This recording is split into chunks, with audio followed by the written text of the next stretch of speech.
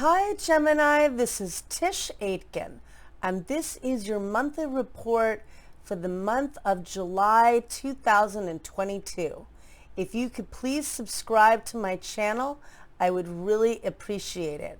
We ended the month of June with a big Neptunian haze because Neptune, which represents dreams and imagination and selfless love, as well as delusion and fantasy and illusion and deception, retrograded on June 28th at 25 degrees of the mutable water sign of Pisces.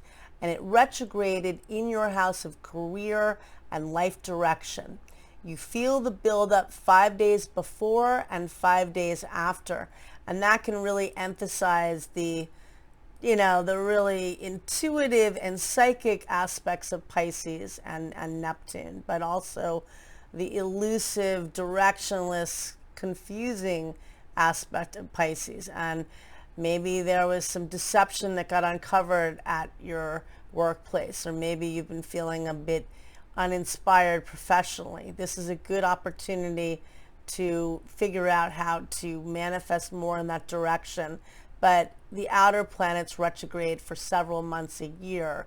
So I think it's the bigger deal is the 5 months leading up to it, 5 days rather, and now the beginning of July, just feeling that hazy energy, which will subside. And there are 4 points transiting in the cardinal fire sign of Aries, in your house of friends, groups, and community. Jupiter, which is the luckiest planet, the planet of expansion and abundance, entered the cardinal fire sign of Aries on May 10th, entering your house of community, groups, also good for technology and elevating your skills with marketing and using social media for your business and for learning new skills in this new digital revolution, whether we like it or not. But Jupiter will be in this sector of your chart until October 28th. And in Aries, it's about taking risks and being fearless and expanding your heart through your passion and expanding your groups and your networking channels, because it's going to be there through the end of October. Jupiter will briefly re-enter Pisces, the last 2 degrees, in your house of career and life goals, expanding opportunities in that area. And then it will return to Aries on December 20th, where it will transit through May 16th, expanding your connections and community and really getting involved in community in various ways. Mars, the planet of action, drive, and passion, entered the cardinal fire sign of Aries on May 24th, and it will be there through July 5th. It's wrapping it up now, bringing a new 2-year cycle of initiative in networking with other people. So if you're single, this is a great time for expanding your network in many different ways, taking workshops, getting involved maybe in some metaphysical retreats, definitely finding your tribe. And Mars has also been excellent for networking if you're looking to promote your business or you're looking for new job opportunities, and that's been a big emphasis and will be through July 5th.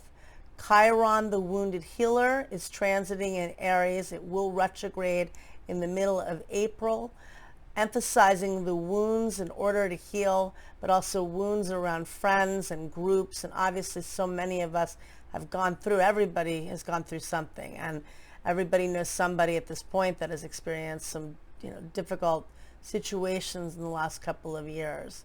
And Eris, which is the goddess of discord, she is also transiting, fighting along her way in Aries.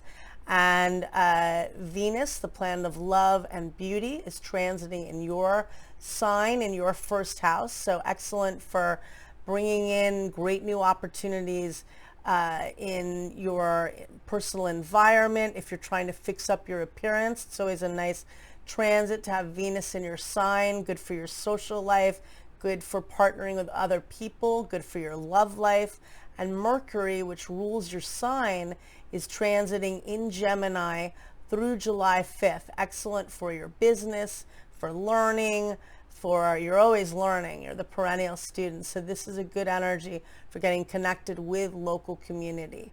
And the sun is transiting in the cardinal water sign of Cancer in your house of income, money, and what you value, bringing light to that area of your chart.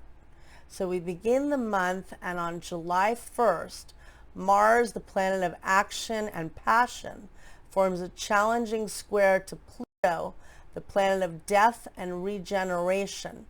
And that occurs at 10:14 p.m. Eastern Daylight Time. That could definitely bring power struggle, out of energy, and it could be challenging with friends and groups. So kind of lay low with that energy. Good for doing a detox program or eliminating things that aren't serving you. But with other people, it could definitely be combative. On July 2nd, let's see, on July 2nd, actually Mercury forms a beautiful trine to Saturn at 6:39 a.m. Eastern Daylight Time. And that's good for tapping into belief systems and stabilizing and anchoring what you're trying to learn and achieve. And later that day, Mercury forms a challenging influence to Neptune at 4:53 p.m. Eastern Daylight Time. That could be confusing with professional matters for you. It could be miscommunication or misunderstandings. It is excellent for doing creative work. If you're working on your own, you can use that Mercury-Saturn influence to stabilize your thoughts and then kind of dive into the creative realm. But that's very good for creative projects. On July 5th, there are two planetary changes. So Mars, the planet of drive and work and activity, changes signs and leaves the sign of Aries and enters the fixed earth sign of Taurus at 2:04 a.m. Eastern Daylight Time, where it will transit until August 20th. It's transiting in your house of imagination, the unconscious mind, spirituality, and dreams. And this is an excellent opportunity for doing spiritual practice, yoga, meditation, manifesting, chanting, singing, whatever it is for you to connect to that part of the brain and to really heal yourself through your unconscious mind, more than just through your physical, but also through your emotions. So really good energy for doing that. Mercury, which is the ruler of your sign, changes signs at 2:25 a.m. Eastern Daylight Time. It leaves your sign, which it loves to be, where it loves to be, and it enters the cardinal water sign of Cancer at 2:25 a.m. Eastern Daylight Time, transiting in your house of money and income and what you value. Good for getting your finances organized and focusing on that area of your chart. And it's going to be there until July 19th. So that could bring new financial prospects for you. And then on July 9th, Mercury forms a square to Jupiter, the luckiest planet, the grand benefic.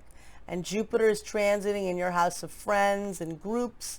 And Mercury is transiting in your house of income and money and what you value.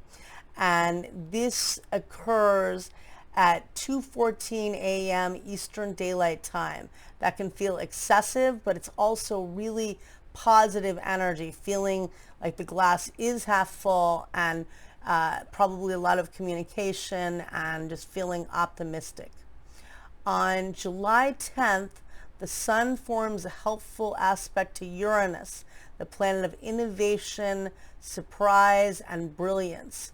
And that occurs at 4:39 a.m. Eastern Daylight Time. Excellent for coming up with intuitive solutions for earning money and for being innovative in your actions. So this is a good energy, okay? And then on July 13th, that's the day of a full moon. And the full moon is significant because it's going to occur at 21 degrees and 21 minutes of the cardinal earth sign of Capricorn. And that occurs for you in your house of death and rebirth. It's the house of loss, and it's a very psychological house. It's the house of money and taxes and debt and credit. And it's also the house of empowerment and healing and investments. So it's focusing on healing your money too, okay? And with this energy of the full moon, it sets off where the two malefics met up in the sky at the world point on January 12th, 2020, when Saturn, which is restrictions and karma, met up with Pluto, death, power, and transformation, at 22 degrees of the cardinal earth sign of Capricorn, at the world point, hitting each and every one of us. And that occurred in your house of loss and death and regeneration and healing and transformation. And so this full moon helps to release what all of us have gone through in the last few years, trying to find some healing in this journey. Time does not heal all wounds, but hopefully gives us more peace as we go along. And on the date of the full moon, Venus, the planet of love and beauty and value, forms a beautiful aspect to Saturn, the planet of structure and stability. And that occurs at 12:28 a.m. Eastern Daylight Time. And that's a really positive energy because Venus is transiting in your sign, in your house of self and new beginnings. And Saturn's transiting in your house of hope and manifestation and belief system, showing that you can structure a new vision. And, you know, it may be that it's not easy, obviously, but letting go of the blocks and the wounds, or finding a way to heal yourself in that process. And that's the most important. And then on July 17th, on July 14th, Venus, the planet of love and money and partnerships, forms a challenging aspect to Neptune at, at 1:24 a.m. Eastern Daylight Time. And that can feel confusing around relationships or professional partnerships in particular. There could be deception or confusion. Could be misunderstandings, most likely. And then on July 17th, there's a lot to work with. Mercury, the planet of communication and the ruler of your sign, forms a beautiful aspect to Neptune, the planet of imagination and dreams. And that occurs at 3:52 a.m. Eastern Daylight Time. And that's excellent for you for manifesting the dream with what you're trying to achieve and accomplish. And, you know, this is a positive aspect. And then at 6:55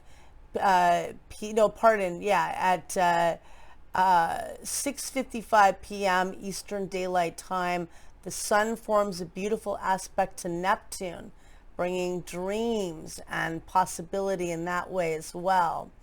And then at 9:32 p.m. Eastern Daylight Time, Venus leaves your sign and enters the cardinal water sign of Cancer, transiting in your house of money and income, bringing new financial opportunities, good new ways to expand your resources and your skill set. And it transits there until August 11th. So that's a nice energy too, for bringing in financial opportunities for you. On July 18th, Mercury forms an opposition to Pluto at 3:01 a.m. Eastern Daylight Time, and that could bring some information. It can uncover some information around financial situations, or there could be conceivably be endings with that, but that's kind of a heavy energy. Could be power struggles with that energy. On July 19th, Mercury changes signs and enters the fixed fire sign of Leo at 8:35 a.m. Eastern Daylight Time, where it will transit through August 4th. And it's fun and playful while in the sign of Leo, transiting in your house of local community, getting involved in local fairs and pop-ups, and attending local events, learning. Maybe you're taking some workshops or classes, hopefully doing some socializing with that energy. And then on that date, Chiron, the wounded healer, retrogrades at 11:21 a.m. Eastern Daylight Time at 16 degrees and 26 minutes of the fire sign of Aries. And Chiron is the wounded healer. It pronounces the wounds we need to heal. For you, it could be vulnerability with friends or groups. A lot of loss has happened. Maybe there's been a lot of loss you're dealing with, and hopefully maybe addressing those painful issues in a group, community type way, maybe with other people, forming some kind of a support group. That would maybe be a nice energy for that. But also finding courage to heal and fight tirelessly and fearlessly for your goals and wishes. This is the house of wishes as well, that it's occurring for you. And then on July 22nd, the sun enters the fixed fire sign of Leo at 4:07 p.m. Eastern Daylight Time, and it will be there until August 22nd, transiting in your house of local community, thoughts and ideas. Excellent for you if you're looking for a job, for interviewing and reaching out to people. If you have your own business, for marketing yourself in very creative ways. And again, good for having some fun. And then on July 25th, the two benefics square one another in the sky. And that's not a bad energy. It could be excessive and indulgent, perhaps. Venus, the planet of love and money, squares Jupiter, the planet of expansion and abundance. And that occurs at 2:13 a.m. Eastern Daylight Time.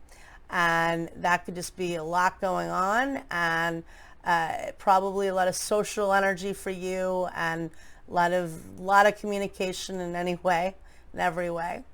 And then on July 26th, Mercury, the planet of communication, forms a challenging aspect to Mars at 3:13 p.m. Eastern Daylight Time.